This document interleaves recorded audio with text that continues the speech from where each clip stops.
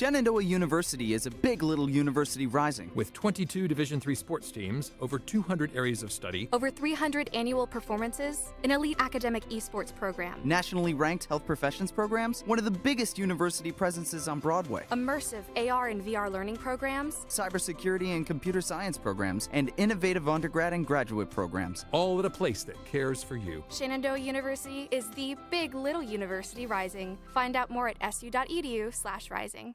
We have the esports arena right here on campus in Winchester, Virginia, and this facility acts as the hub for all esports activity at Shenandoah University. Students are able to use this space not just for competition and practices, but also as a living learning community and a sandbox for them to come and explore and practice and try out things related to and through esports in the gaming industry so that they're getting that hands-on learning and the skills necessary to help them find a career by the time they graduate. We also have the professional level broadcast production booth where we do all of our broadcasting and production, from casting of our games that we play right here on campus to working with outside entities to record footage for them as well. In addition to the space that we have here in the esports arena is the esports war room.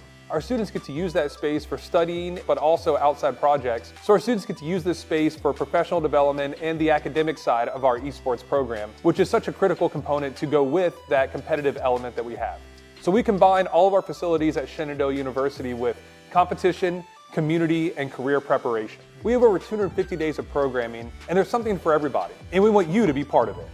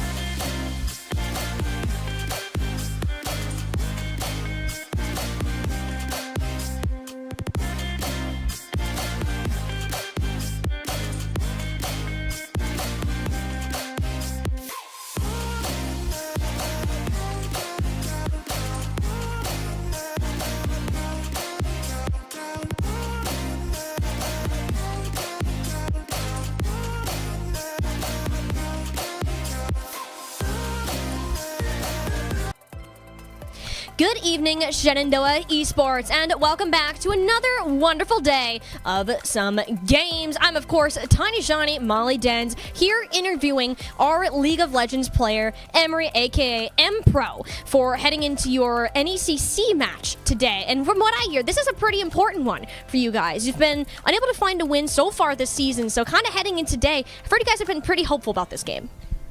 Yeah, we've been really hopeful about this game. We had a really good scrim yesterday. We won all three in our block, so we have started to find our kind of ground after so many setbacks and so many losses. But I'm really confident going into this game that we can pull a win, maybe even two, and that's our first win in the series. So.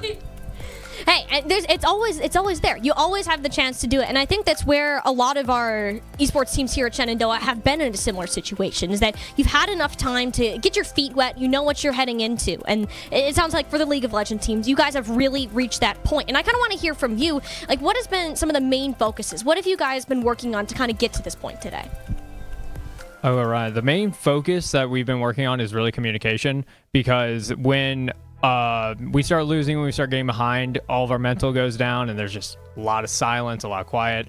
But it's just keeping up that line of communication, not being afraid to say, like, when you need resources, like, hey, I need you to be here. Hey, I need this, rather than just being like, oh, I don't really want to step on your toes. You know how to play the game just as well as I do. So yeah, and once we start to get our roles in place, we start to know our place on the team, and that connection formed, we've really started to talk more, and the talking helps. You just talk. Yeah.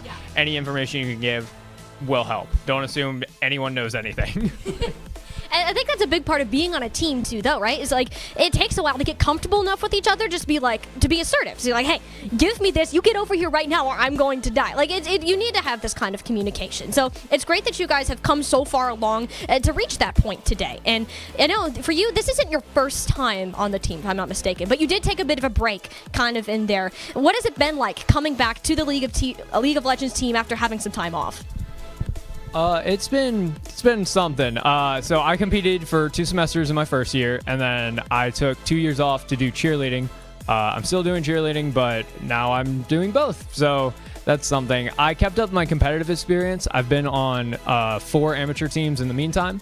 However, coming back, it's learning the role, I'm no longer, like, my amateur teams, we're not the highest rank. Now I've got people who are higher ranked than me that I can learn from and stuff like that. So it's learning not to be intimidated by better players. Like, better players, yes, they're there to learn from. They're there because they know a lot, but you have your specialties and you know just as much. So it's very much finding your feet of being able to be assertive around people who you're like, why do they care? I'm way lower ranked than them. So definitely.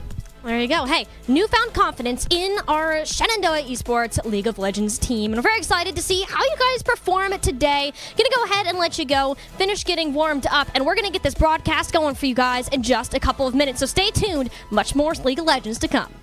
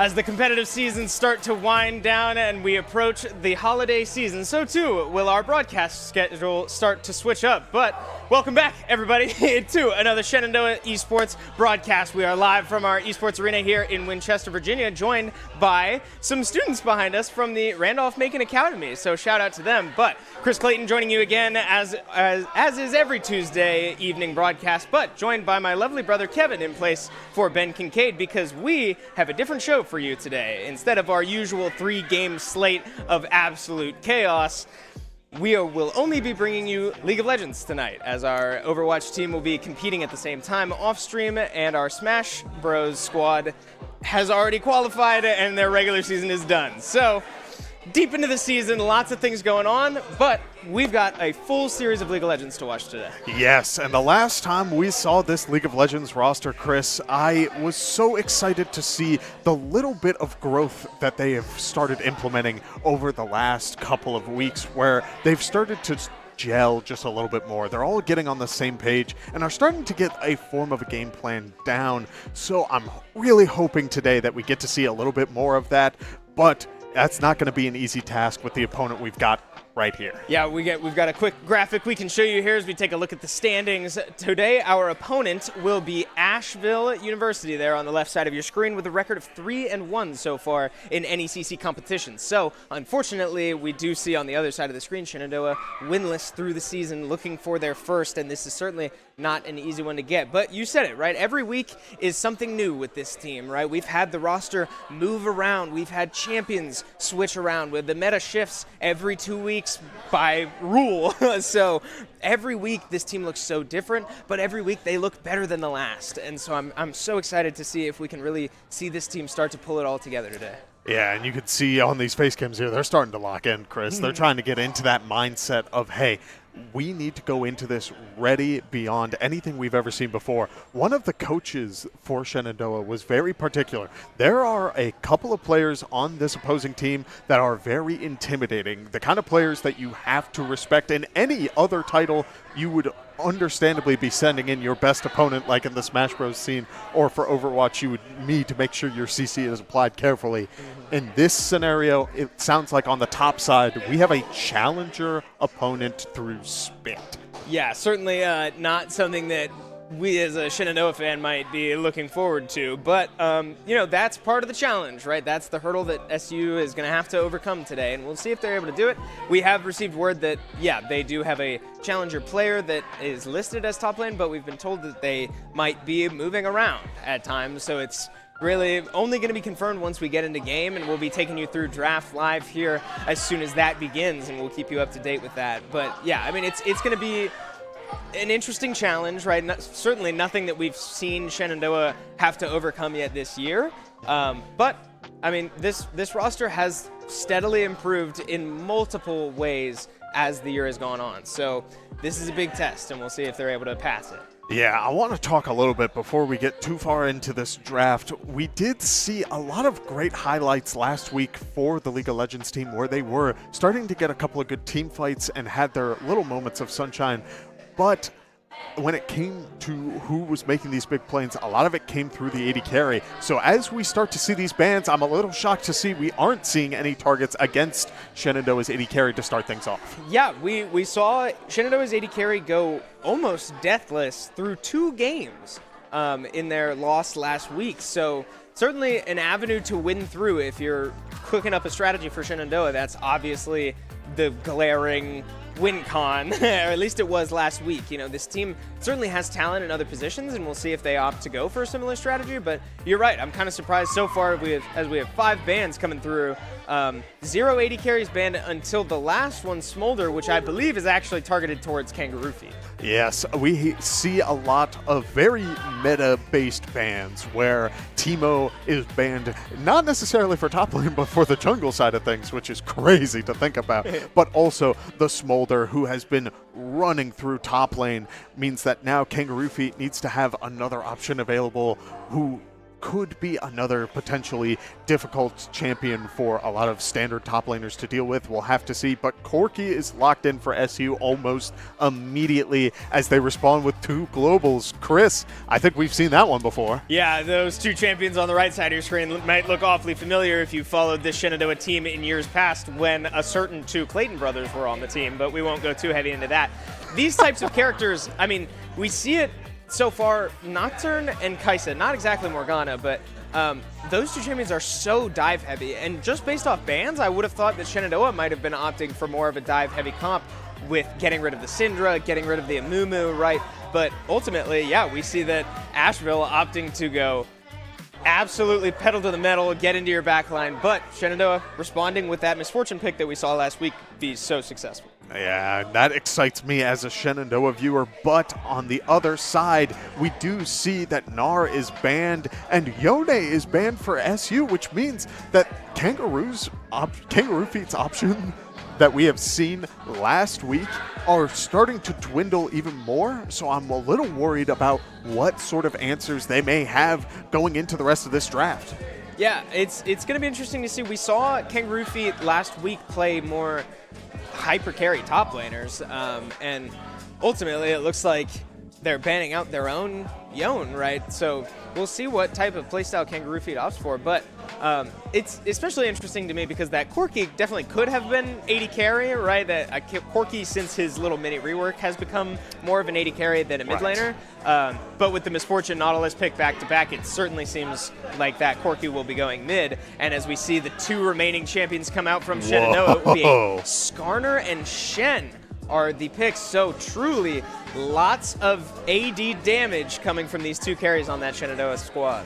Oh, Chris, this is a very scary last pick. I love the team comp that Shenandoah has going, but they're very AD heavy. Yes, that's a lot of physical damage. And while the draft so far did not have many tanks, if there's one character who loves to just have a little bit of armor and run through your team, it is Olaf. Yeah, and we see really the Olaf, a very strong R5 pick there, right? With the 1 real carry coming from the Misfortune is going to be left somewhat exposed. Granted, you know, Shen ultimate is a shield that will help out, but the Shen taunt and the Skarner, all that CC from that character is somewhat invalidated by 1 press of a button from this Olaf that'll last, what, like 5 seconds or however long that Ragnarok lasts. I want to touch on the Hui as well. That's some extra range and sort of pokiness to really help out with the Kai'Sa and Nocturne, really set them up for whenever they decide to pull the trigger. I do like this comp from Asheville, but it'll be interesting to see how Shenandoah is able to execute that playstyle, because they're certainly, I don't think this is a worse comp, it's just different. Yeah, and if I'm looking at Shenandoah's comp, going into that last pick, I had to be feeling pretty good.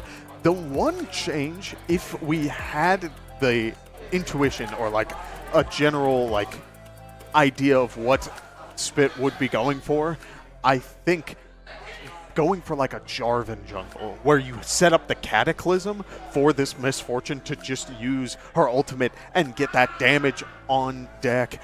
I mean, it's so powerful, but now you're going to have to deal with this character who will be in your face, and there won't be any great answers keeping that Olaf off of the fortune. Yeah, it's a little scary, right? We got the Olaf Ragnarok. The Morgana Black Shield is going to mean that, yeah, with the Skarner ult, you would think that Skarner ult could grab multiple people and serve the same purpose as a Cataclysm, right? Hold them still for that Misfortune bullet time to just rain down so much damage. But now you have effectively 2 people on that Asheville roster that can't get Skarner ulted. And all this, I mean, how many times are you going to hit more than 2 people with a Skarner ultimate? So I think you're onto something, right? It's going to be hard to get value out of that Skarner pick, especially with that last pick Olaf. That hurts a lot if you're Shenandoah. Yes, but it's not necessarily over. I do think that if Shenandoah is able to start these fights off with a pick, and you got Nautilus and Skarner and Shen to do that,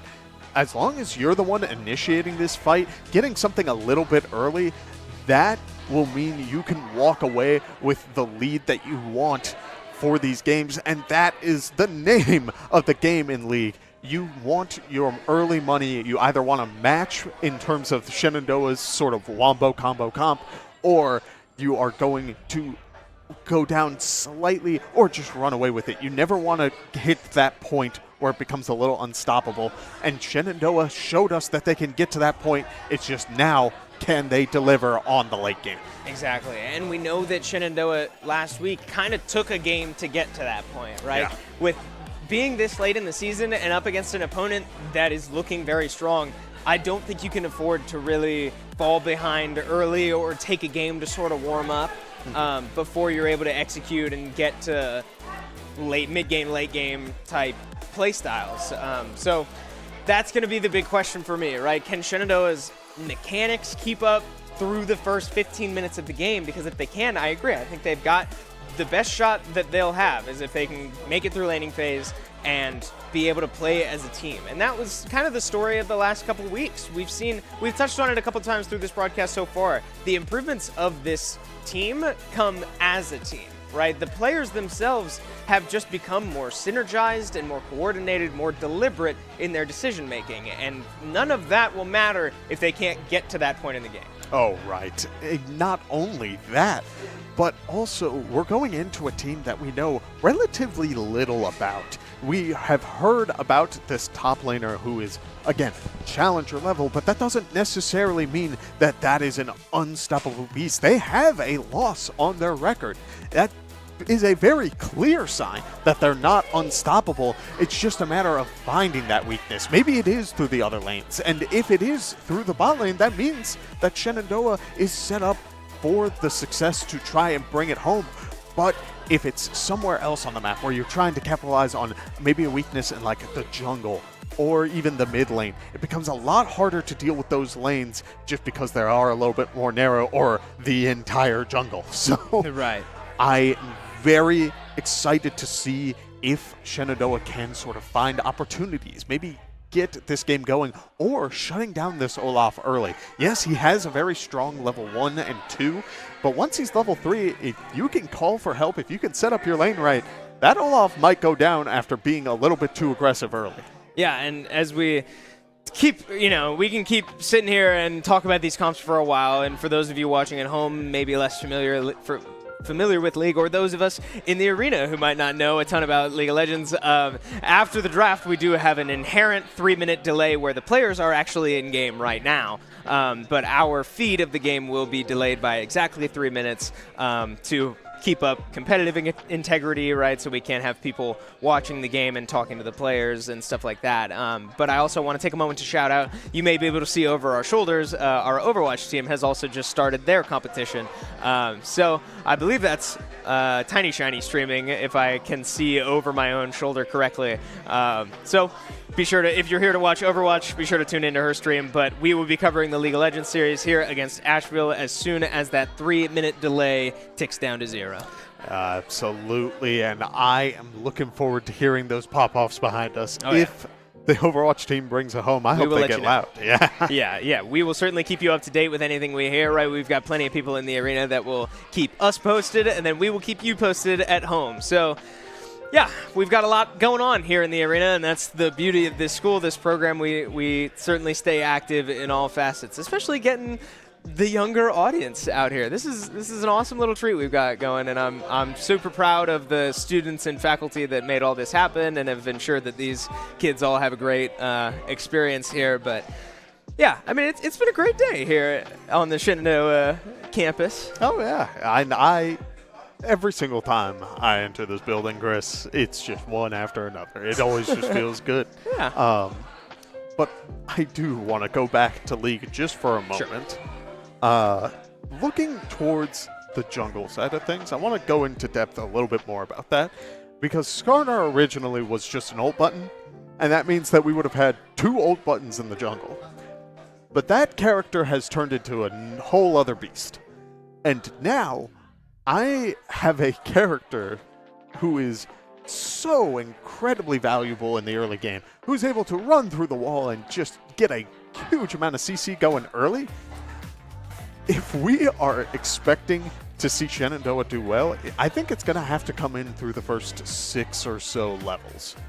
Because you have Nocturne ulti, and you have Olaf ulti. If you can shut them down even once before that level 6, your life becomes a whole lot more easier.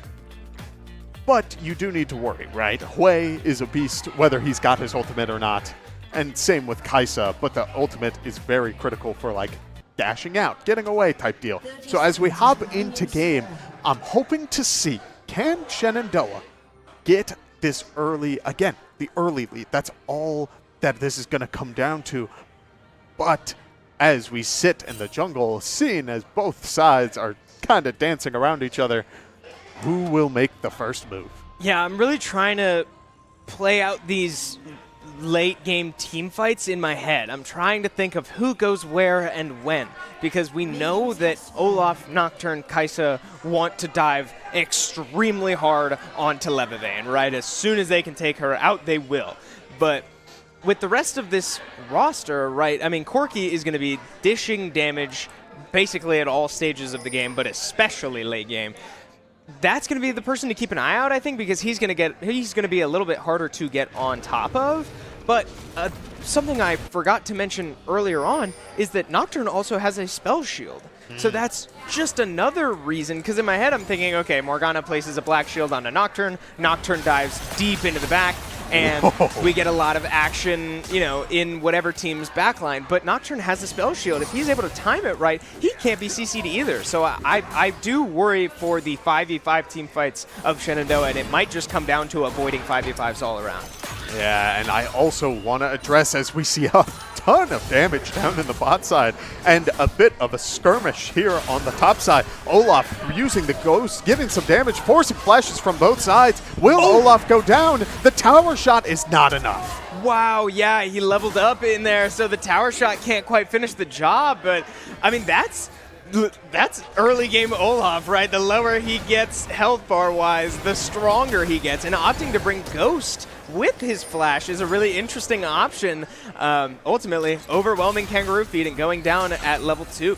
I'm seeing on the top side, not only did Olaf start with the Doran's Blade, he used the potion, and Shen didn't. He opted to just sort of save his resources and maybe just accept that he was going to go down there and teleport back up for that wave, as we do see the Nocturne starting to walk down bot side and a gank to ensue. Yes, Morgana Q does not quite land, which will mean Levavain easy walk out there. That Misfortune movement speed, not sure if she's leveled her W yet. Actually, I don't think she has, because I believe we've seen a Q and an E, but still a good dodge there to get away from the gank. Nocturne left empty-handed. Yes, I want to talk, Chris, about the dragon. We see that the first dragon is Ocean Soul, and I recently was doing a little bit of research on the first dragons of the game. Whoever gets the first dragon, specifically for Ocean Soul, usually 60% win rate. Wow. That is ridiculous for the first dragon of your game. Yeah, that's jarring. Think about the sustain later on. We were talking about taking down Olaf and Nocturne before they hit level 6. Well, that becomes a whole lot harder if this first dragon is taken down before that point. Yeah, and keep an eye out, right? We know the top laners won't have TP, and that's fine, right, for those early dragons. But both mid laners also with teleport. Corki just using his now, so that won't be up, but he obviously shouldn't need it to move down from mid lane. But I want to keep an eye on the wave state of this top lane too. Did you see how big that wave was just a moment ago?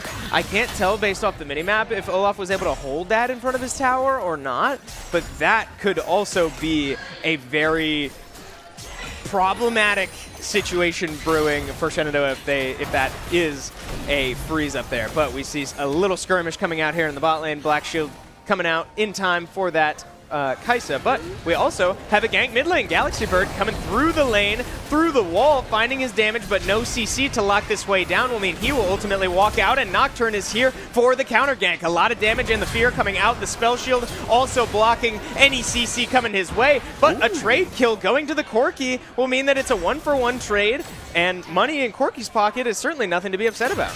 Keep in mind that this Corki was the first pick of this draft. Shenandoah knows how valuable this character is right now, so getting money on that Corki early is going to be so useful, as now Dragon has spawned on the map, but the jungler for Asheville is on the top side of the map, which means we may see a play bot side into the early Dragon take. Yeah, and look at how chunked out Noob is on this Corki, right? He can't really be there for a Dragon fight like this Hui can, because Hui has a fully purchased Lost Chapter, but we do see the Skarner through the wall again, and the Black Shield a little too late. Morgana gets caught and scooped back toward the Shenandoah 80 carry, and the kill will go her way. Levavain finding her first as well. 2 kills onto the 2 carries for Shenandoah before the 6-minute mark. Yeah, Nocturne is sitting pretty on his jungle camps, as we see KangarooFeet also having to sit back a little bit. This game will come down to those team fights, which means Nocturne's trying to speedrun that, trying to get to his level 6 as fast as he can, and Skarner has all the time in the world to keep getting aggressive. Man, look at this. GalaxyBird all over the map, and light work there to pin the Hui into the wall. Hui getting a little too aggressive, little low health, and a little too far forward will spell an easy combo for death.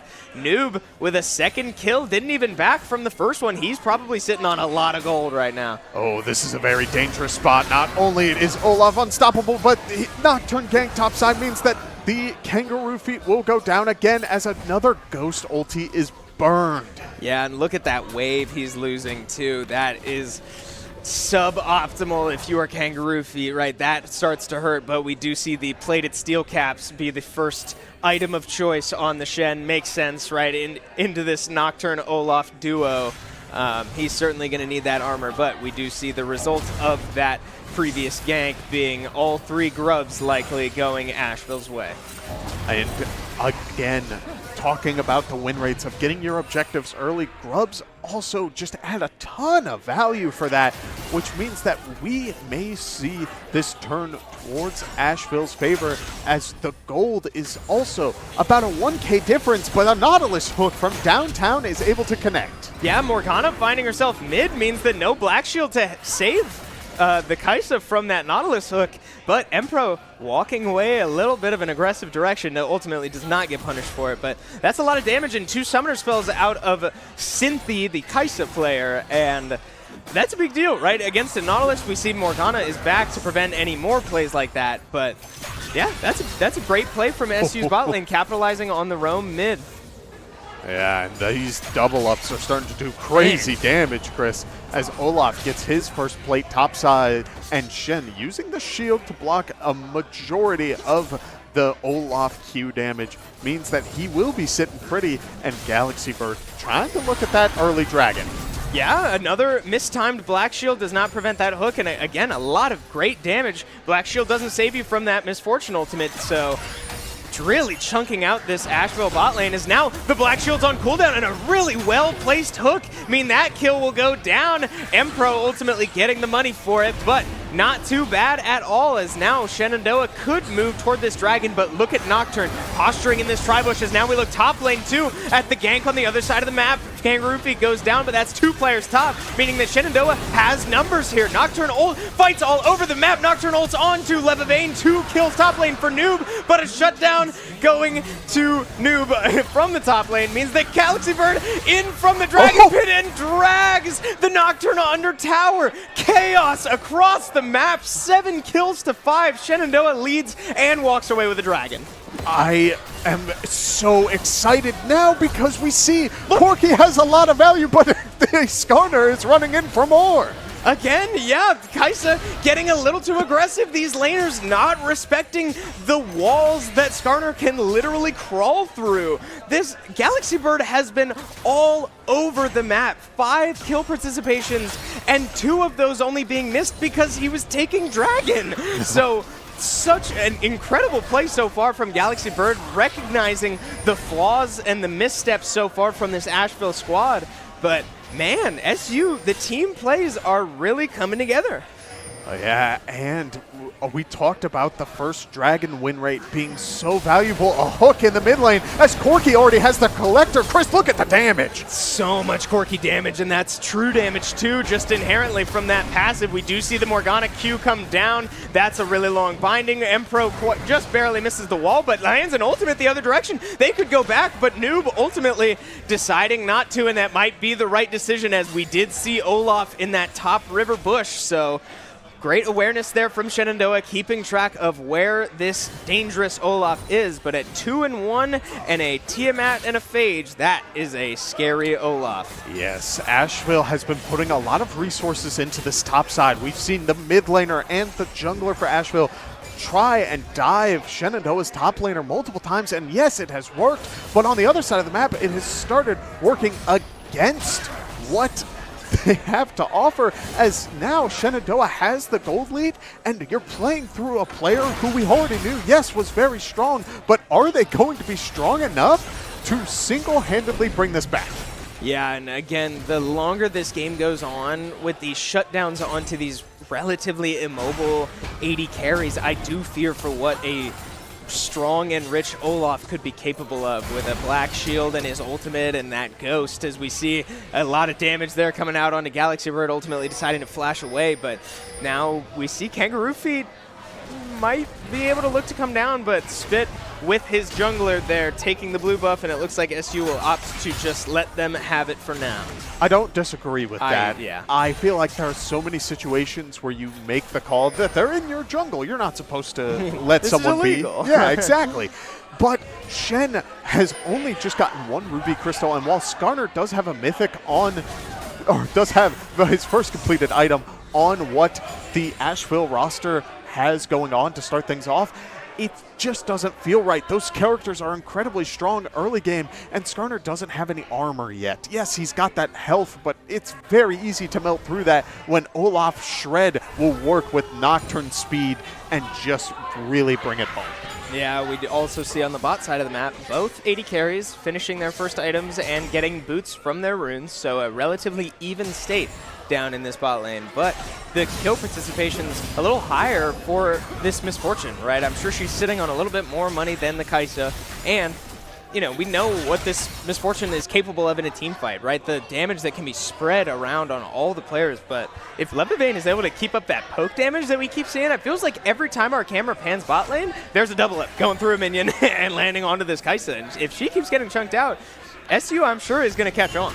Yeah, Chris, the last time we were on this desk, we talked a little bit about that Misfortune starting item. Oh. And I don't know if I still feel good about it or not, but a fight's breaking out, so we'll talk about that first. Yeah, we do see 3 players start to collapse onto GalaxyBird, but with a fully complete Heartsteel, he's a little too tanky, but Asheville making the play onto Noob, very low Corki from the Nocturne ult. Here comes the Shen ult too, not as low as he was before, but Noob still probably needs to get out. The hook and Nautilus ultimate will find its way onto Kai'Sa. She will flash out and use her barrier once again. Bullet time comes down, can't quite finish the kill, as Cynthia now forced to recall under her tower, and KangarooFeet just had his teleport canceled in the middle of the lane from the HotWheels. An unfortunate misplay there from KangarooFeet means that now Olaf probably gets massive massive money from plates in the top lane. Yeah, we already see a stride breaker completed on this Olaf and a big Look wave. at that. And I bet this Olaf has ulti. He may opt to just finish this. No, he does back away, but Nocturne's on the top side of the map, and we've seen how many times KangarooFeet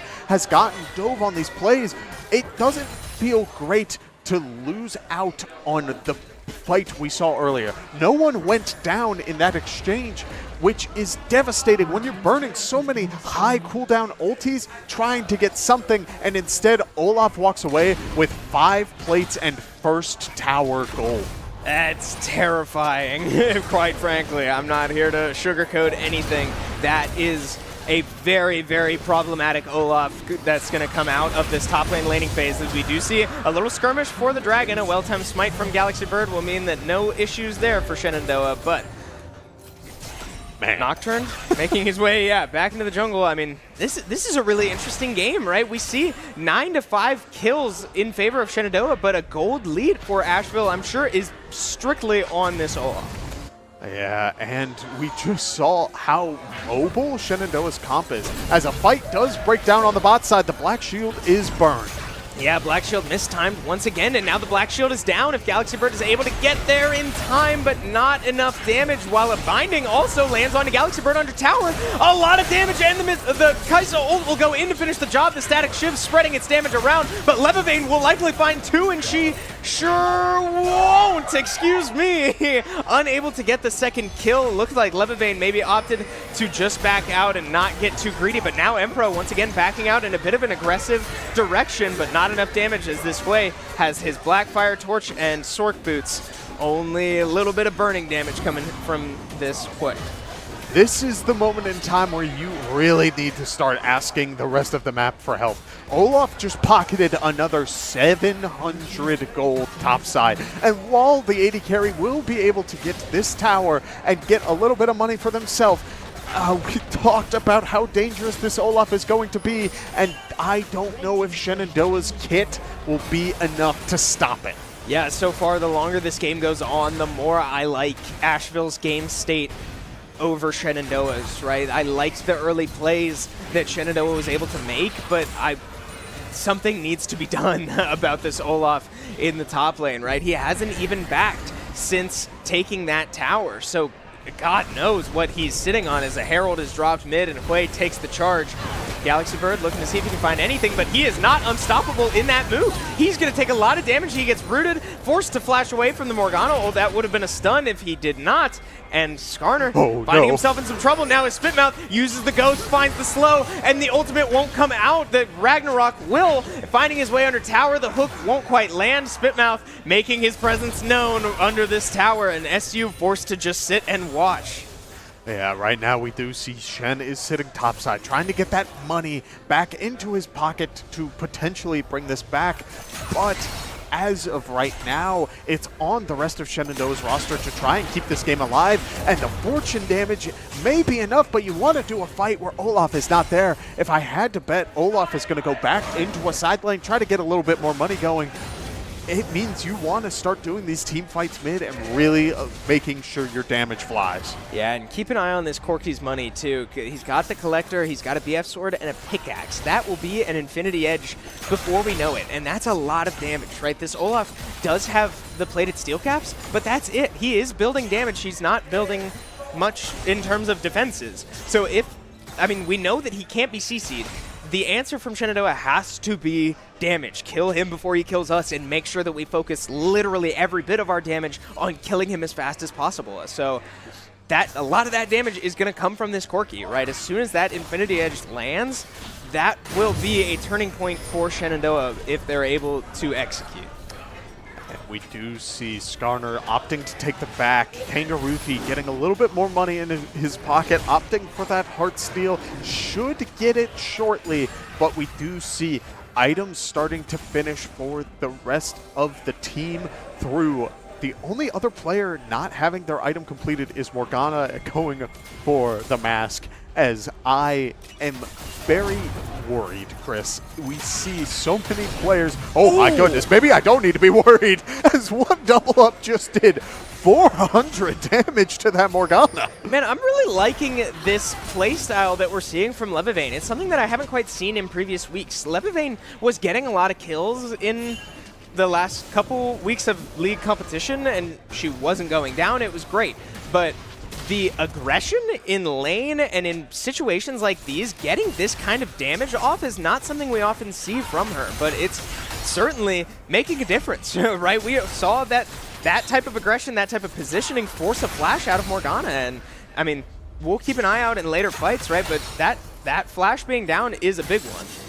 Yeah, but when you're dealing with an immobile AD carry, that does mean that Olaf is here to play as he makes his way towards the mid lane, opting not to try and go for anything crazy on Shenandoah's AD carry, but instead the team appears to be looking at this Chemtech Dragon.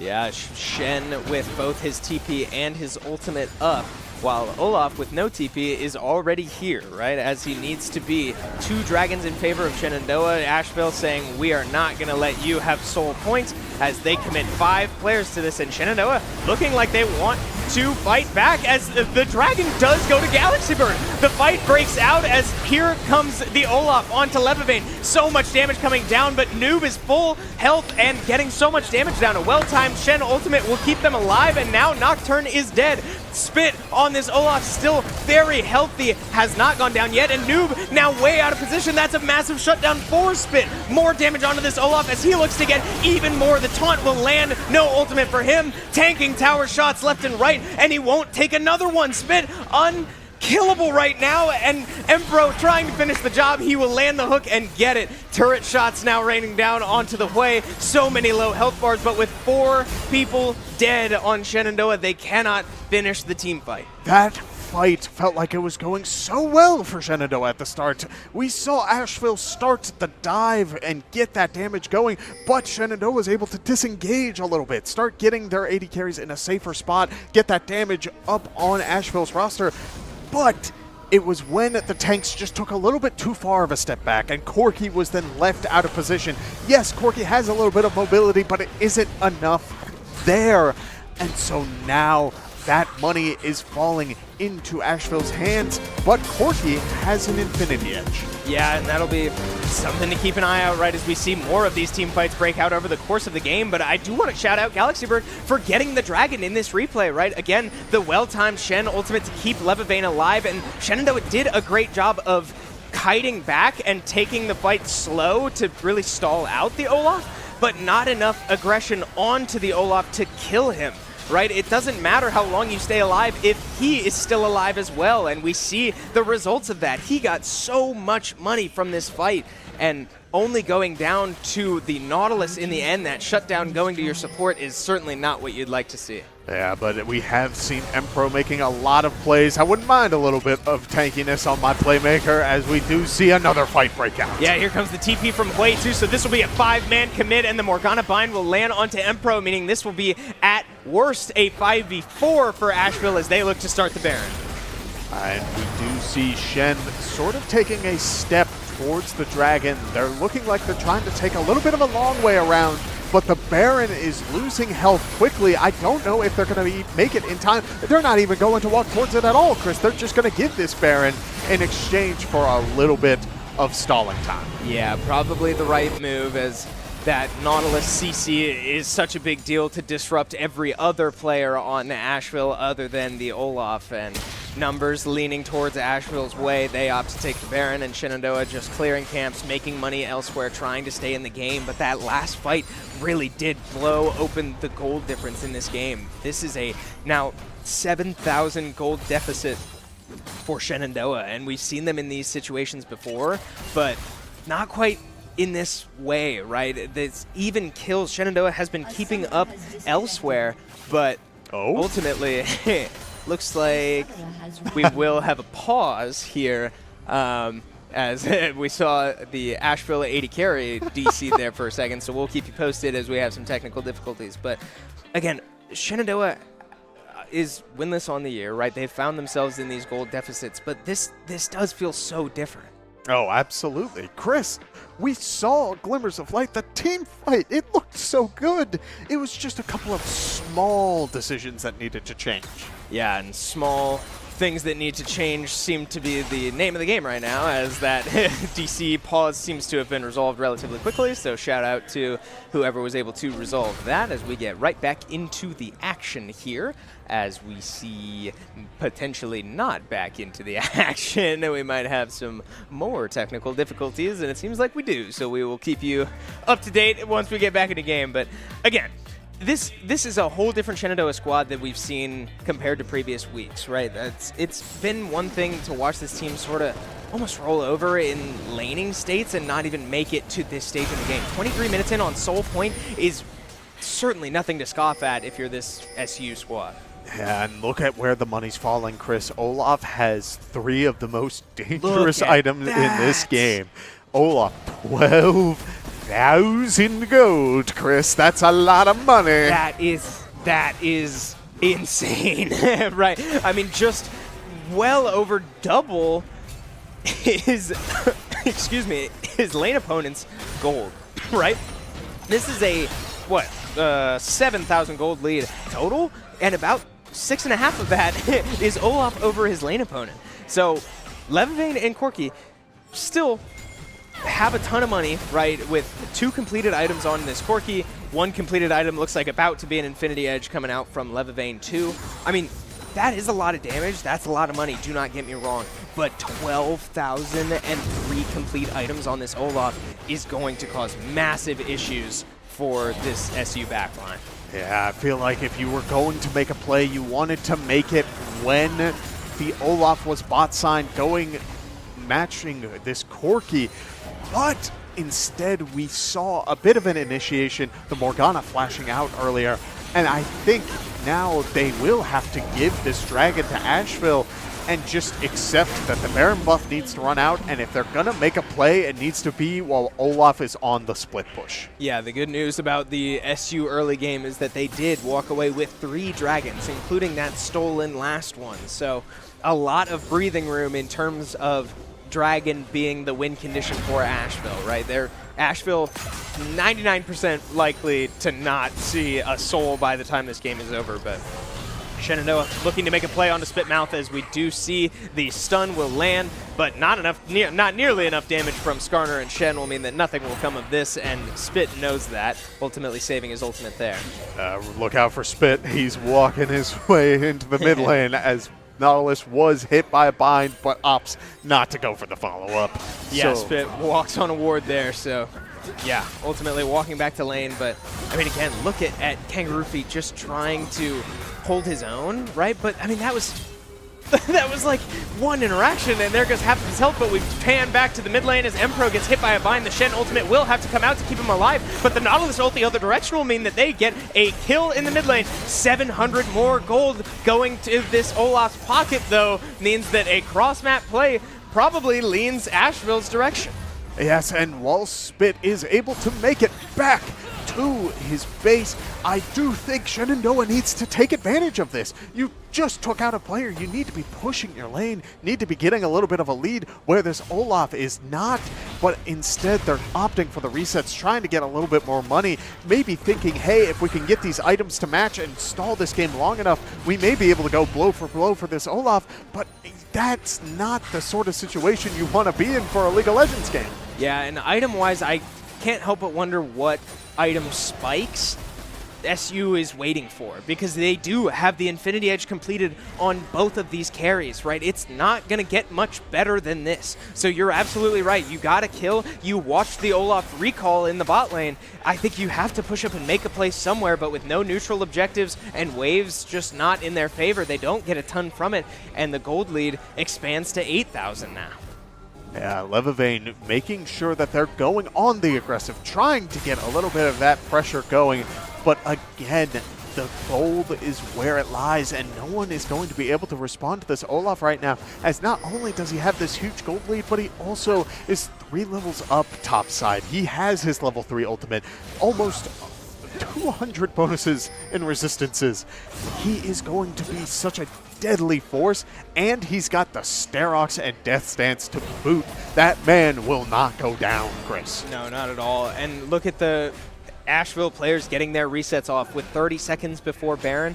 All 5 players will be there, right? Olaf moving back from base now as the root will land onto Empro. Does Nocturne have enough damage? He might, but with the Black Shield preventing him from going with the Blast Cone next to Empro, we do see the mid tower go down. Empro walks out with his life. Baron spawning in 5 seconds, and SU not exactly in a position to contest.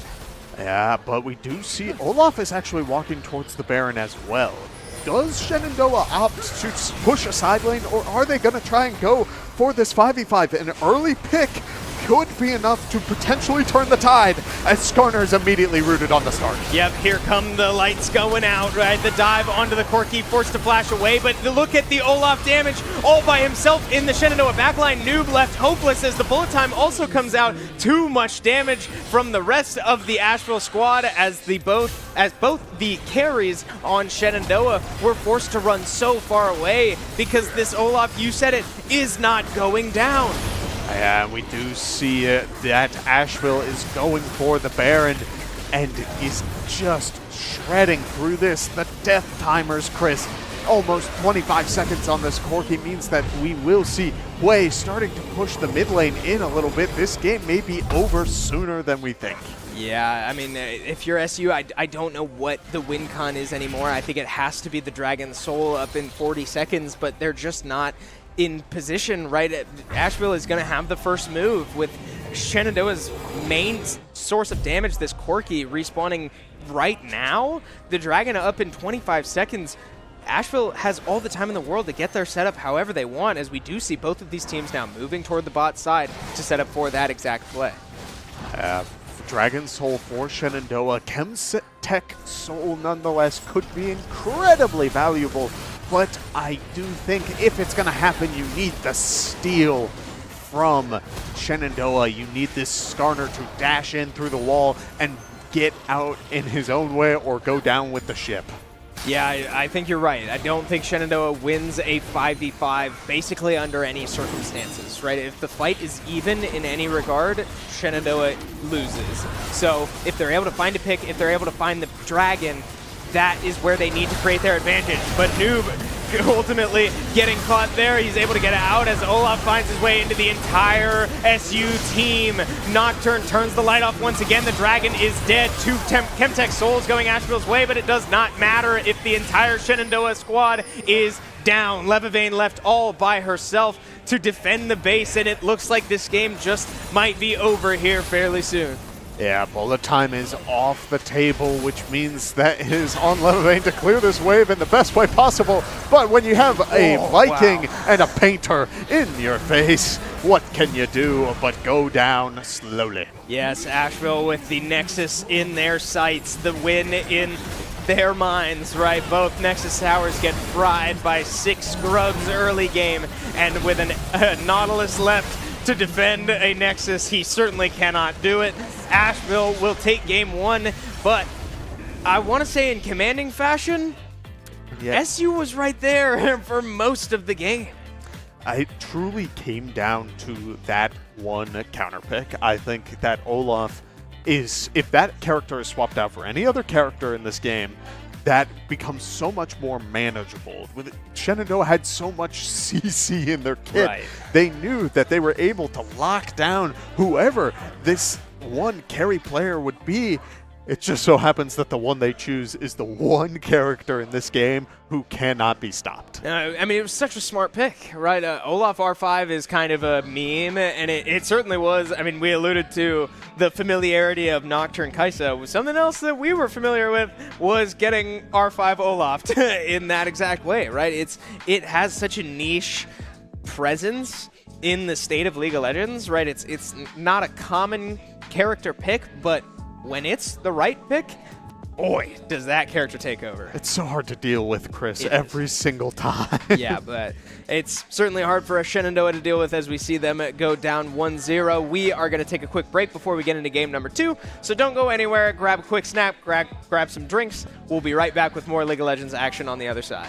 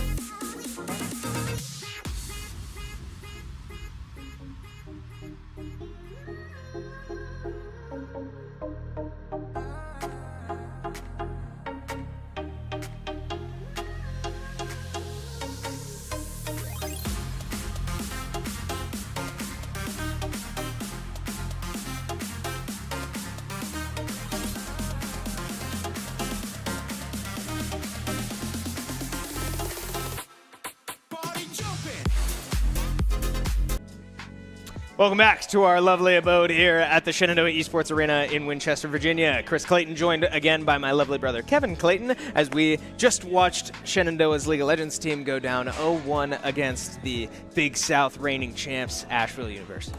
And it's happening again, Chris. We are seeing moments of sunlight, this beautiful light for Shenandoah, where they have just amazing potential. All of the pieces are falling into the right place, but it's just one factor this time around that really just shook things up. A character who got a lead early and managed to bring it to the rest of the map. I am shocked at how that played out. Yeah, and we as Shenandoah students, and I'm sure many of you watching at home being likely Shenandoah fans, if you've been following this team all along, right, it's no secret their own 5. They have struggled to really bring it all together in a cohesive series so far.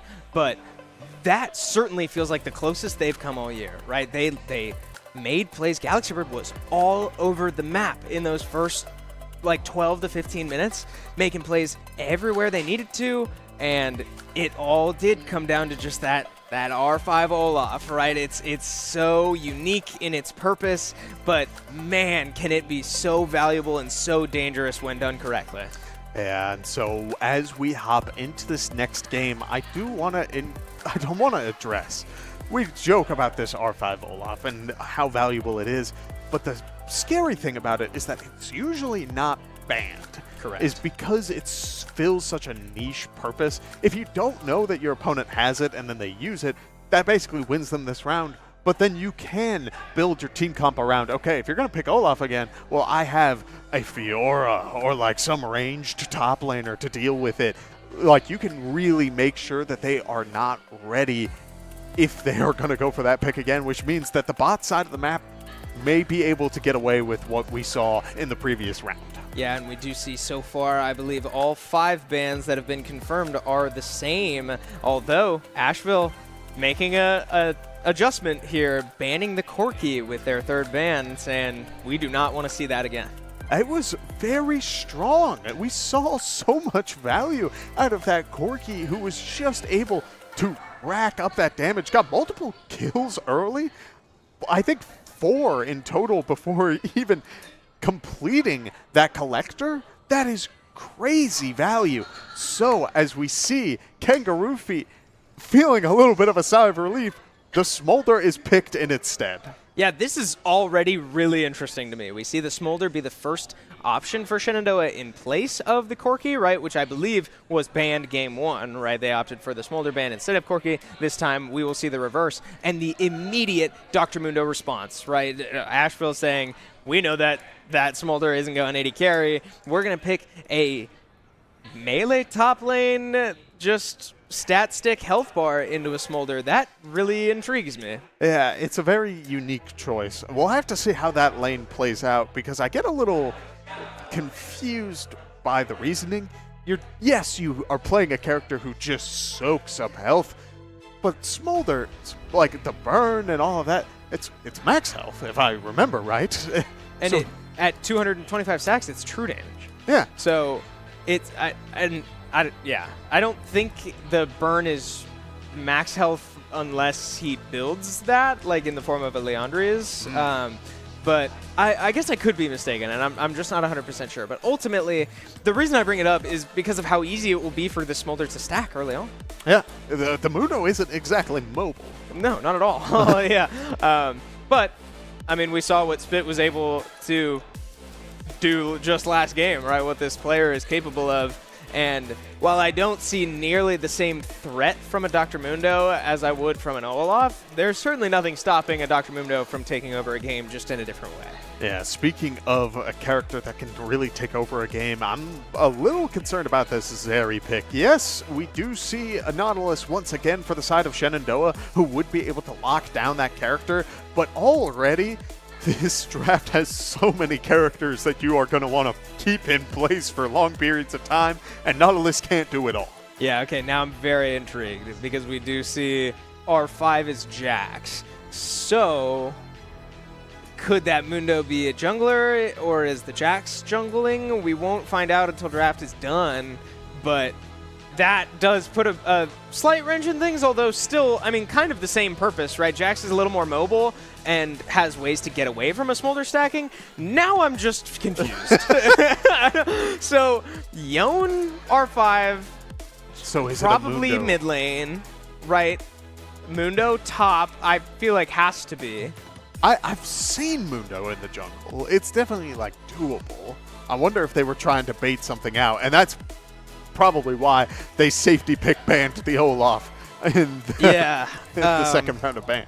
No, and I think that's smart, right? We have effectively the same comp, at least going into phase 2 of bans, and Shenandoah knows what they just got bit by, right? So a smart Olaf ban saying we are not letting that through again. Yeah.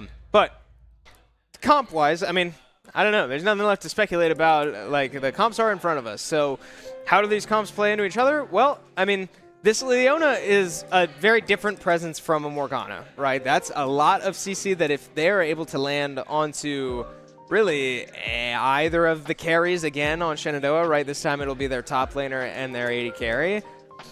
I mean, that's a dead player, right? QSS won't matter against a Leona, and especially when you've probably got a Zeri right behind her and a Yone blinking on top of you. Yeah, that Leona is going to be something to keep an eye out for. I'm also thinking, because we saw Empro was so aggressive the last time around. Leona is only gas. You can only walk forward with that character. In that 2v2, who do you think walks out on top early game and then potentially later on? Well, so the interesting thing that I took away from game number 1 was how aggressive Levavain played with the double ups, right? Not caring about her mana bar and ultimately having it pay off. If that type of playstyle happens again, and this Leona is not as aggressive as maybe she could be, I would give the early game to Shenandoah again, just based off of how much poke, damage, and pressure that Misfortune can exert, while Zeri is, like you said, similar to Leona in the sense that she kind of has to commit to get damage off of you, right? Her autos do not go through, her autos in the form of her Qs don't go through minions, right? So she needs to position herself sort of out of the way to get damage onto you, and that's easy pickings for a Nautilus hook to then take advantage of. So I would give the early game advantage in bot lane to Shenandoah. I do want to point out one more thing, though. We do see on the right side of your screen, it is a Dr. Mundo jungle. Which makes more sense. Right, but I also like the Shenandoah B5 pick of Lilia because that is max health damage. Her passive burn damage is max health damage. So Shenandoah ultimately aware that once they saw the Jax, they knew that the Mundo, or they probably knew, felt confident that the Mundo was going to be in the jungle, opting to pick the Lilia in the jungle. I like that pick. And that is a very comfortable pick for GalaxyBird. That is their champion. Oh, yeah. I mean, that deer runs around at Mach 5 just doing whatever they want. And I am sure that it will bring a lot of value to this table. We have seen time and time again a lot of value on the bot side of the map, able to get a good lead going. My big concern is a Smolder Jax matchup. I don't know how that will feel because Jax at any given point can just jump onto Smolder. And yes, Smolder can fly away, but if Jax is preemptive using that E to get that stun, and even just a quick combo, Jax cooldowns aren't exactly long. Correct. Yeah, if I'm Smolder, I'm a lot more scared about that than I would be about a Dr. Mundo. I have no shame in saying that, and you're right. This Jax is going to come online relatively quickly in this lane against Smolder, right? It's not going to take much. I would give like level 1, level 2, maybe level 3 to Smolder, right, to just sit there and be annoying. Yeah. But I mean, yeah, it's not going to take a ton for this Jax to start standing up to the Smolder and beating him down, right? It's gonna be scary, but so far we haven't seen KangarooFeet really be able to keep up with that pressure either, right? This is the first time that we're really gonna need to see KangarooFeet hold his ground, plant his feet in the ground, and become a force to be reckoned with over the course of this game on what I believe to be a champion that he does really want. Yeah, and more proactive on helping him. If this Jax player is incredibly aggressive, if you have a Mundo on the other side in that jungle, yeah, sure, it's a big, healthy Mundo, but an early game Mundo jungle diving towers should not, like, you shouldn't get away with it. Correct. Yeah, I would not think that would work, but I mean, time will tell, right? I'm excited to see how GalaxyBird does play around the map for Shenandoah, because we saw the overwhelming presence of that Skarner last game, and Lilia, like you said, has the movement speed to be able to do the exact same thing. Not nearly as much CC that a Skarner has, but there's also not as much CC prevention from Asheville, right? We saw an overwhelming amount of CC prevention in the form of that Black Shield and the Ragnarok and all of it, the Nocturne Spell Shield. That was a lot to deal with, and Skarner needed all of the CC options he had to be able to get through it. But yeah, it's going to be interesting to see how GalaxyBird is able to make their presence felt in a different way than last game, because for all I know, it could be in the form of fighting Dr. Mundo a lot more than we saw in game number 1, because you have that burn damage. Yeah, just trying to get those stacks early on could be incredibly vital. I do... Not only is there the factor of getting the Smolder online, I think Shenandoah struggled just a little bit last time on taking objectives when other plays were happening. Because the Olaf was big and scary. Don't get me wrong, you are allowed to be terrified of something that deserves to be feared. Right. And yet, it's so important for you to make plays on the other half of the map. If Olaf is topside, you don't need to fear the Olaf in the bot lane because he is topside and he brought Flash and Ghost. Correct. Yeah, I agree there needs to be more like tracking of all the players on Asheville, right? And maybe not knowing exactly where they are at any given moment, but right, we saw, watching the top laner recall when the play is happening on the other side of the map, and, yeah, I would like to see more cross-mapping and not forcing contests every given opportunity, but we do see a little gimmicky action here coming out of Asheville. A 5-man stack into the bot lane, and Empro will be the first to find out about it as they do walk into the bush. Empro does get stunned from the flash Q, forced to flash over the wall. Spitmouth flashes with him, gets the stun off. The Mundo Cleaver will land, and now Empro forced to just slowly walk away as Spitmouth will likely get the kill. He sure will. 400 gold in his pocket, and only an assist coming down from Mundo and Leona, but an unfortunate start once again for Shenandoah.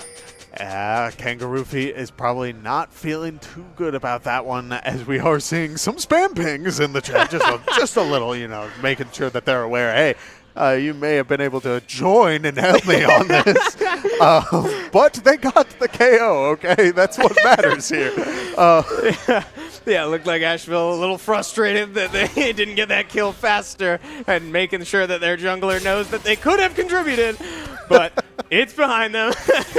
Now, funny stuff out of Asheville as we now move into the real game, and early advantage now for Asheville. Certainly not what you'd like to see if you're a Shenandoah fan, but nothing they can't overcome, right? Especially if we see them play like they did last game, right? An early hook onto this Leona, some nice chip damage from the double up. Oh, but we did see Spitmouth start his E in that level 1 exchange, and now KangarooFeet caught too far up in lane, and again taking just too much damage level 1. We do see that he brought Grasp, so might be able to keep up a little bit. An interesting interaction there in the bot lane as both supports just launching themselves in opposite directions, but KangarooFeet again just disrespecting the Jax, not even level 2 yet, and forced to flash away with little to no health.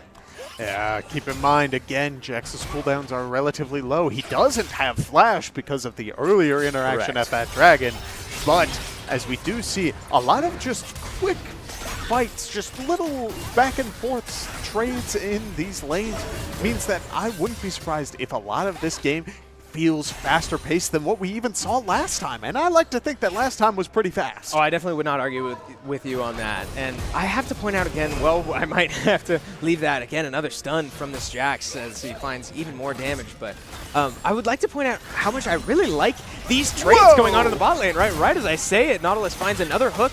This is a very different bot lane that we've seen from previous weeks. Again, more damage coming out from Spit onto this Smolder, this poor baby dragon, forced to just zone himself off the wave. We do see a potential gank coming in the mid lane, but a little too much of a gap there as Yon is able to walk to the top side. But again, back to my original point, these bot lane skirmishes feel so different, and I love it for Shenandoah's bot lane.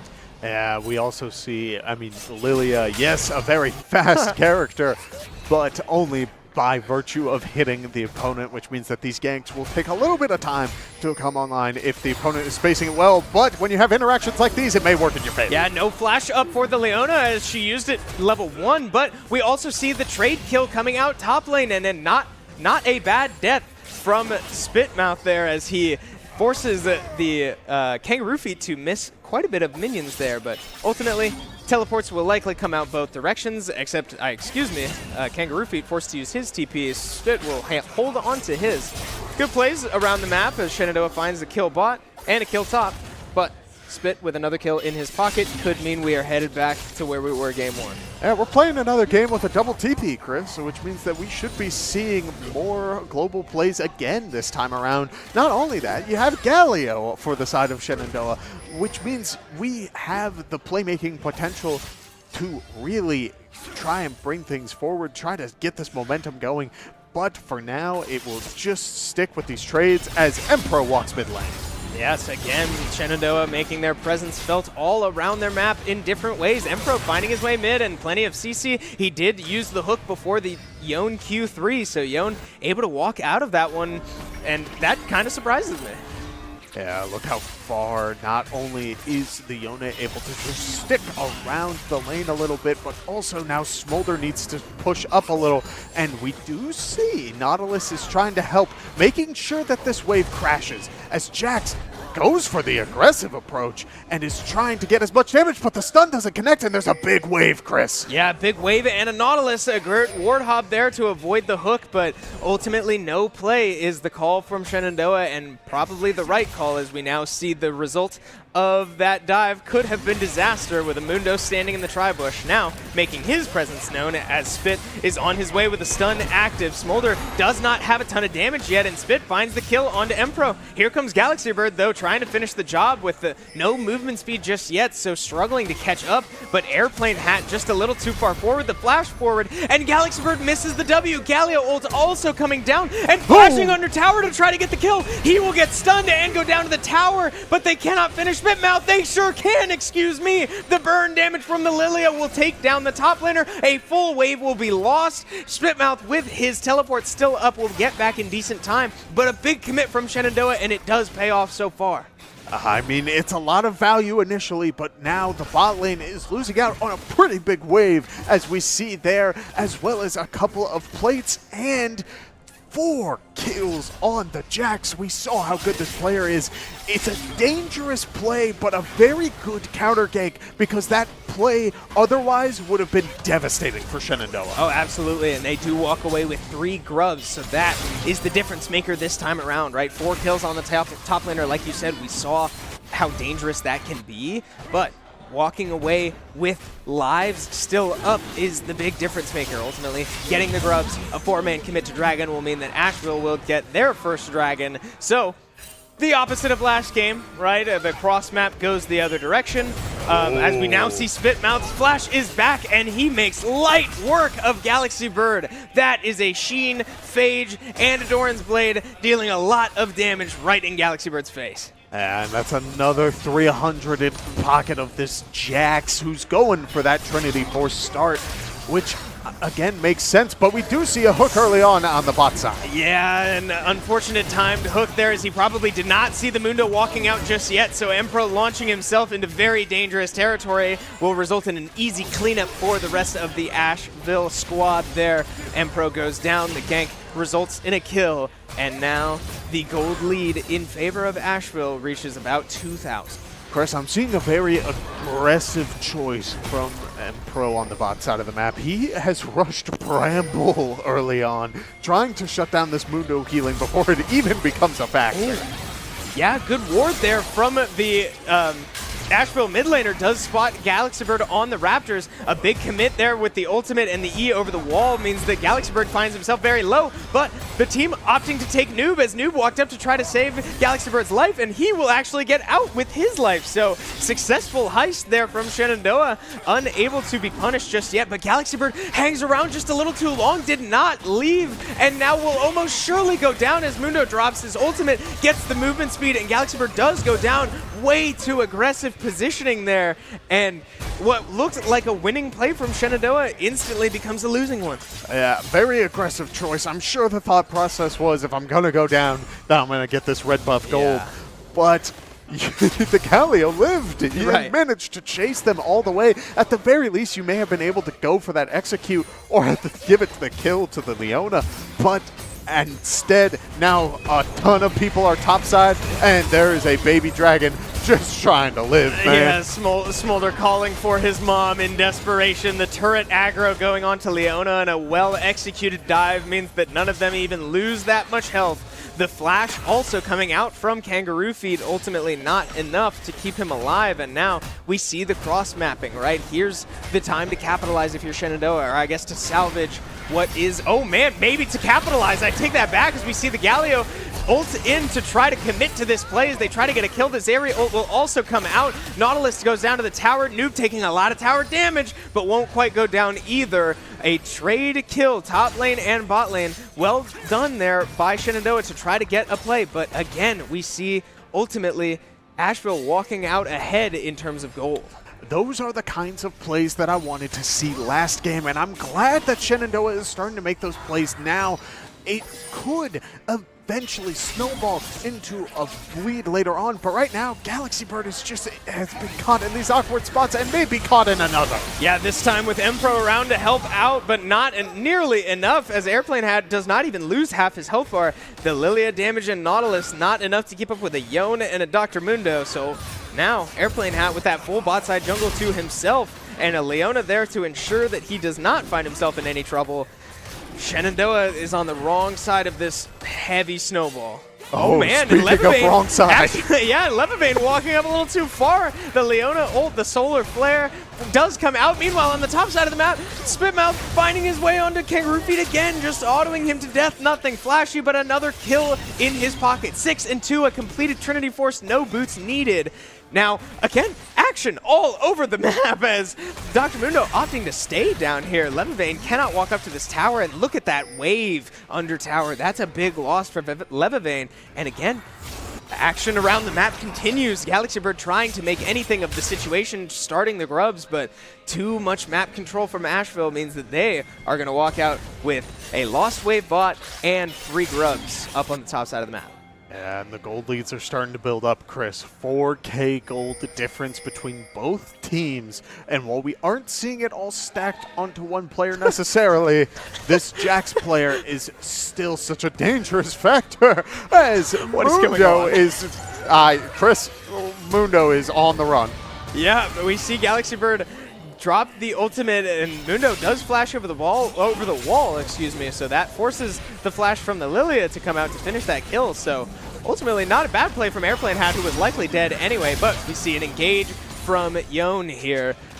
Enough CC to hold him there for a little bit, but not enough damage to kill him before he goes back, so he walks out with his life. No major commitment there as we move back to a relatively quiet state around the map for the first time in a while. Yeah, I feel like both sides have been trying to be aggressive, trying to make these plays, as we do see Mundo making his way out of the base. Shenandoah's jungler is on this dragon, trying to even things out 1-for-1, but they're not taking this pretty quickly, and Mundo is on his way. It's a good thing. Asheville's laners, oh, Yone stops the back. He may be here for this fight. Yeah, I was just about to say, I'm not even sure that Asheville realized that Shenandoah was on the dragon. They were not moving towards it until the Dr. Mundo, but Spitmouth is here. He had TP'd into the tri-bush and finds himself in the backline. Levavain in so much trouble, but 2 knockups will not save her. The Zeri flashes in, finds the ultimate damage, and the rest of Shenandoah will go down. Noob left, the only one standing, forced to run for his life. Flashes out for now, but Dr. Mundo may have the angle. Noob committing to staying under his tower. Spit took a lot of tower damage there, and it looks like Asheville might not have the health bars to finish this play. Leona on her way, though, actually. It might be the health bar they need. Noob, again, standing firm, committing to this. If you're going to dive me, you're going to do it under this tower. The dive, the turret aggro goes on to the Leona. Again, a well-executed dive means they all walk out alive.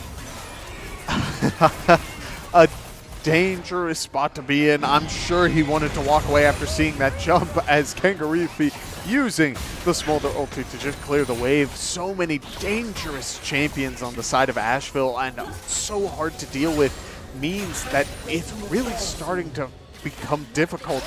Where are your opportunities to come back into this game?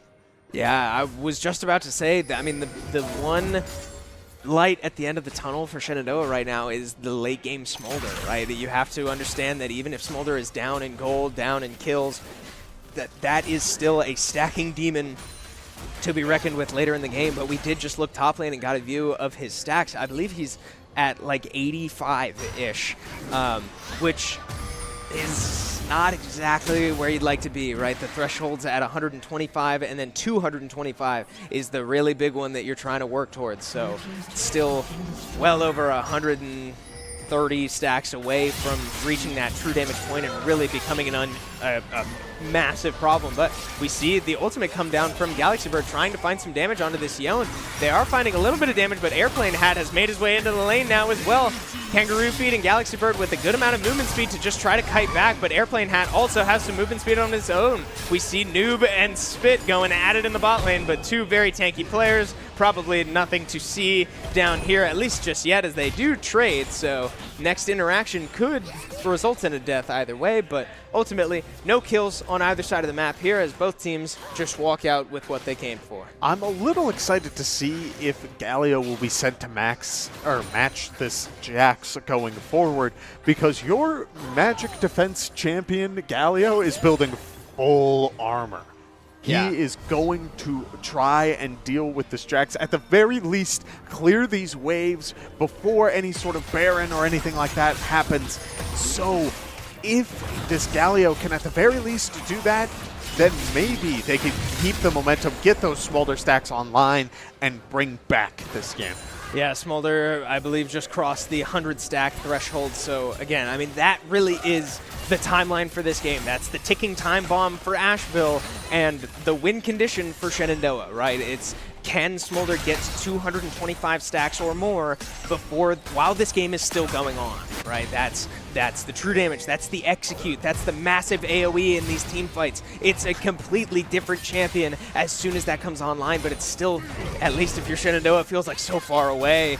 But with a Smolder standing here, side laning, farming waves, and against a melee laner, it's not a bad draw for KangarooFeet. Now, walk me through. Smolder's build changes so much every single minute as we see Spit, kind of vibing, making sure that Galio's aware, hey, listen, I can't kill you, you can't kill me, we're just going to vibe here, let's enjoy life. But what does the Smolder build look like when you go Trinity? Yeah, so the weird thing, admittedly, I've never entirely understood this, and I think it was a result of all of the nerfs and adjustments to Smolder just over time, as we see, just smack around session down here in the bot lane. Yeah, nobody's gonna die down here, but yeah, so the weird thing about Smolder is that his burn damage scales off his crit chance, but you rarely ever see Smolder's build crit anymore. And again, I think it's just a result of all of the changes that he has gone through since he was released, right? I mean, I think we can all agree that Smolder on release was just a mistake. So, so many patches, I want to say 11 patches straight of nerfs to this champion have resulted in a Trinity Force being usually the first item. Sometimes it's an Iceborne, but usually Trinity Force first, then you go Manamune, which he already has full stacks, so that would be a Mer Mana, just raw AD damage, and then you usually go either Spear of Shojin or sometimes Rapid Fire Cannon if you're really struggling with the range. So it's a strange build. It's pretty unique as we see GalaxyBird caught in some trouble, and we also see a teleport come from the mid laner. Wow, no CC is able to land on GalaxyBird. They just walk right out. A massive commit from Asheville as they will ultimately say, all right, fine, we're still going to take the dragon because we have 5 players here, and we're going to make sure we get something for it. I mean, a lot of resources were burned just now as the sleep powder is on the Jax, but they opt not to try and burst him there. Instead, we see KangarooFeet trying to get a little bit of value topside. Jax opting for the TP as pipe breaks out. Yeah, we see the Yone ult over the wall, resulting in a kill onto GalaxyBird, and now Spit making sure that he catches up to KangarooFeet. He will flash forward for it to make sure he gets that kill. KangarooFeet goes down once again, and I mean, we find ourselves once more with Shenandoah just a little overextended, trying to contest something that they really just shouldn't. Yeah, and I don't know, Chris. The more I look at this, the worse it feels, because in the first game, it felt like a lot of players on the map still had the resources to potentially bring it back. But this time around, I feel as though the jungler for Shenandoah just hasn't been able to find the moments to get their money rolling, playing a little bit more of a passive game, trying to counter jungle the Dr. Mundo, and instead has been caught out multiple times by the team. Yeah, we now see an engage down on the bot side, excuse me, as Smolder calling for his mom once more to try to thin out this wave as much as possible. And they're going to look to make a play onto Spitmouth here. 700 gold in his pocket, but only Levavain and KangarooFeet. That is 280 carries against a very fed Jax. You cannot make a play there. I've been in that situation so many times, and the moment you see that, you think it's payday. So I'm very happy that Shenandoah's players opted to back out there. But at the same time, I respect Spit being able to understand I'm worth a lot right now. I don't need to be overextending for this. Get my tower and walk away. Yeah, and we again find ourselves at about the 20-minute mark with that Jax at over 10,000 gold. 2 completed items, about to be a wit's end. I mean, that is a terrifying carry, right? Jax can more than take over a game. I would say more than an Olaf, right? And Olaf is such a niche character that we saw take over last time. Jax can just about do it all, as we now see. I mean, we're about to see the result of that.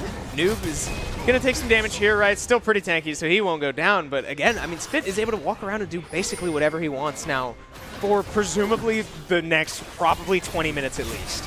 Yeah, as the Rift Herald is summoned for the side of Asheville. I don't think they were planning on summoning it there, which means a team fight's breaking out. Yeah, we do see Yone caught a little out of position, but here comes Shelly to draw some attention away from the Yone, and now charging it down the top lane as there's not a tower there.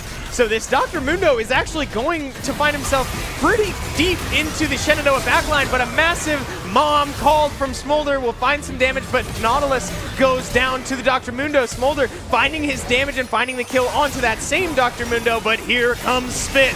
1 player remaining that they just forgot about. Zeri charges well over the wall, and the rest of the damage on Asheville has arrived. Shenandoah dropping in numbers. 4 bodies hit the floor and make it 5. Spitmouth making his presence known anywhere across the map.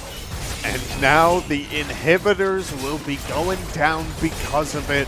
The gold difference falling into 10K territory, Chris. Almost 12K, excuse me. It's crazy to see just how well Shenandoah executed on collapsing on a Mundo who was very much out of place. Yeah. And yet, it didn't matter in the long run because they had to chase for so long. Yeah, and I think that is a result of the state of the game, right? That Mundo was so out of place, but Smolder is too far behind, and Lilia was not able to dish out enough damage to kill the Mundo fast enough, and it bought enough time for Jax to move all the way across the map and be there to clean up easy, right? And same with Zeri, right? We know how mobile that character can be, especially when she can slide over a wall like we saw. I mean, all of a sudden, a great play takes too long and becomes a horrible play, and it results in Shenandoah losing all 5 players and multiple terrain objectives and turrets and the mid lane inhibitor. do see Galio returning back for a little bit of damage. There's no Divine Sunderer in this game, which means that he will just kind of take a little bit of chip back from the Jax. Both players giving their thumbs up, saying so be it, as now GalaxyBird returns and may try to get a little bit more damage. Yeah, Shenandoah maybe looks to layer their CC a little bit, but opting to not commit too heavily to that one. And that interests me a little bit, right? Noob down here just farming, GalaxyBird looking to maybe force a play, but ultimately just ends up taking some farm. Let's see, Smolder up to 173 stacks now, so that's some serious progress. And you know, you're still obviously not where you'd like to be. That 225 is the magical number that we're waiting for, but with now these waves pushing all the way to the Shenandoah base, it's going to make it a little bit easier for Smolder to farm if Shenandoah is a little coordinated in how they give these minions to Smolder, if that's the route they decide to go down. But right now, we see Asheville opting to take their third dragon and move to Soul. 0.5 more minutes before a very important dragon will spawn. And the Baron is up, and the inhib for Shenandoah mid is down. So many factors are working against SU at the moment. It is going to be on KangarooFeet. Can he get these stacks before these Baron enhanced waves crash into the space? This Baron's going down fast, and Smolder is not next to a wave. He has to walk pretty far up to get these stacks. It's a dangerous spot to be in. And now it is falling even further away from Shenandoah. Yeah, we do see the completed Manamune, now a Muramana, on the Smolder, so that helps, right? That's going to be some extra damage from the Smolder, but I mean, again, none of it really matters until you get to 225 stacks. So he's going to need to be able to farm, and now that only became harder as they are going to be Baron-empowered minions that he needs to be killing, but if he's able to do it, I mean, I don't know. If you're Asheville, you need to be conscious of that, right? You are up huge, but that, I mean, I referred to it earlier as a ticking time bomb, and I meant that, right? This Smolder damage becomes deceptively strong no matter how the game has gone for him. But GalaxyBird caught out of position once again, getting a little too aggressive. You are no longer entitled to that jungle. Forced to flash over the wall, and will looks like get out with their life. But again, just a little too relaxed about their positioning, and Shenandoah gets caught and pays for it. I love the aggression when it matters, but at this point, it's such a dangerous game. You said it, Chris. You can't be too aggressive about your jungle as Lilia goes down in her own jungle to the owner. Wow, I mean, that is not great, but we do see a good trigger pull there from Shenandoah to try to capitalize on the Leona making the same mistake, but ultimately a great flash there from Leona to walk out of a Nautilus hook and the Galio E, as now Asheville will, looks like, take their resets with one inhibitor down and another one exposed, and probably make their buys for what could be the last push of this game. We do see that the Smolder ulti is used, and all inning the Yone, who is able to use that E to get back to where he started it off, as Leona is a little out of place. Yeah, now this Leona no longer has flash, but the hook goes toward the Zeri, so a good dash from Zeri to get over the wall and out of danger, but just buying time, right? Shenandoah doing what they need to do, which is exactly that, buy time. Smolder at 210 stacks, approaching that magical number. But it looks like by the time he gets it, Shenandoah could have 3 inhibitors down. We do see Galio opting to ult into the back line and finds a taunt onto 4. Can Shenandoah capitalize? A massive volt time comes through, gets good damage, but he will get Yone ulted into the back line. Misfortune out with her life. No, she is not. Yone recalls and finds massive damage. The shock from the static shiv rippling through the back line, through Shenandoah's entire team, and now Smolder left to defend the base, but could be at 225 stacks, and he might be able to make this stand against this Dr. Mundo. Look at that! The execute comes down. He's able to probably clear these minions. That's going to be another execute as well. The barrier has to come out to save the life, clearing the minions. Yone left with no wave to try to take the tower. KangarooFeet standing under tower in too much danger. You said it, Kevin. Take the reset. Too low to defend, and now 2 waves crashing in from 2 lanes. 1 tower left remaining. A reset respawn from Nautilus. Misfortune and Lilia will come in time. Can they take the Nexus? It looks like they won't. Cynthia on the Zeri opting to run away. Yon trying to get a kill before he will likely go down. A teleport coming in from Spit could end the game on his own if he has the damage, or maybe just kill everybody. This is a 12-3 Jax. He finds the kill onto Empro and so much damage coming out, but he will actually take so much damage in return, dodging the final Misfortune auto and jumping to safety with a ward. GalaxyBird still so much movement speed, able to catch up, and Shenandoah stands tall, plants their feet in the ground, and says, we're not going down just yet. Oh my lord! Chris, the smolder stacks came in when they needed the most. The Nexus is open. It is very easy for a Zeri and a Jax to find their way into the base, but the damage is online. Shenandoah has the resources they need. It's just a matter now. Can they hold the line? Can they find these opportunities to really bring it home? We will have to see. GalaxyBird going for a couple of jungle camps, getting a little bit more money in their pocket, opting to give the 4th dragon the Mountain Drake, which won't have too much of an effect as of now, as there are not many bonus resistances on any champion besides Boots, and that includes the Mundo. Yeah, GalaxyBird caught just a little too aggressive again, trying to go for that Miracle Steal maybe, but can't even get to the back of the Dragon wall before that is already dead. So, you said it, Mountain Soul in hand for Asheville as they now charge down 3 dead inhibitors and an exposed Nexus.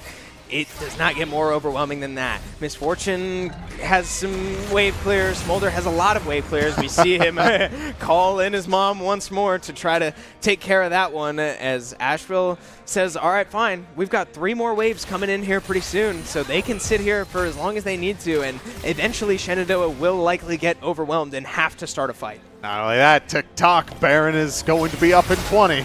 Yeah, and we see the fight break out as it's actually on Asheville to start the fight. They find GalaxyBird just out of position again. The Zonias will come out, but not by enough time, as now we have a fight at the Nexus. Smolder damage coming out, but he goes down as well, gets caught with the knockup from the Yon. Galio trying to ult back to base, cannot make it. Levavain running for her life in the beacon, but going down, the healing not enough. And now Noob left all by himself. He will die, and Shenandoah loses their Nexus, loses the series, goes down 2-0. Asheville comes out on top. Oh, wow.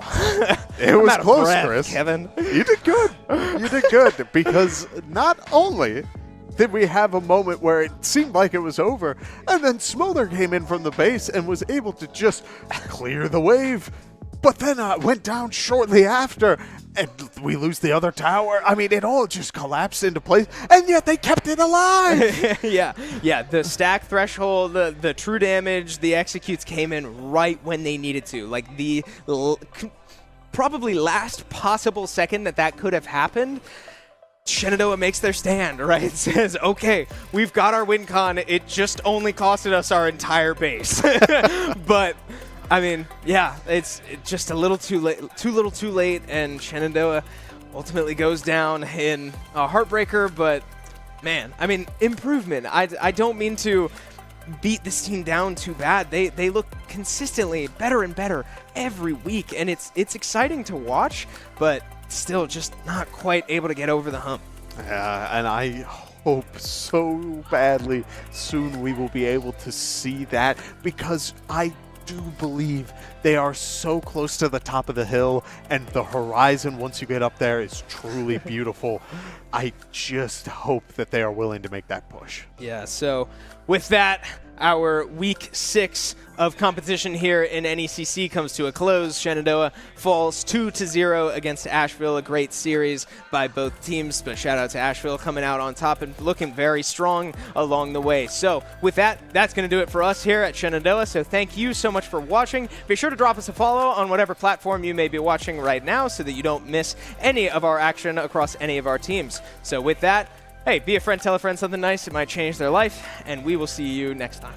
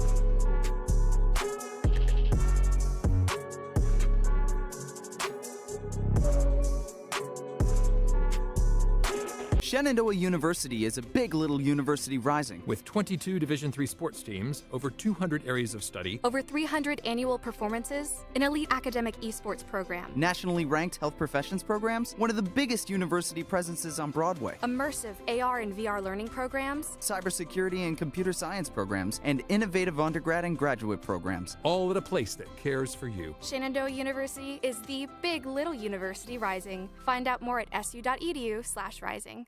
We have the esports arena right here on campus in Winchester, Virginia, and this facility acts as the hub for all esports activity at Shenandoah University. Students are able to use this space not just for competition and practices, but also as a living learning community and a sandbox for them to come and explore and practice and try out things related to and through esports in the gaming industry, so that they're getting that hands-on learning and the skills necessary to help them find a career by the time they graduate. We also have the professional level broadcast production booth, where we do all of our broadcasting and production, from casting of our games that we play right here on campus to working with outside entities to record footage for them as well. In addition to the space that we have here in the esports arena is the esports war room. Our students get to use that space for studying, but also outside projects. So our students get to use this space for professional development and the academic side of our esports program, which is such a critical component to go with that competitive element that we have. So we combine all of our facilities at Shenandoah University with competition, community, and career preparation. We have over 250 days of programming, and there's something for everybody, and we want you to be part of it.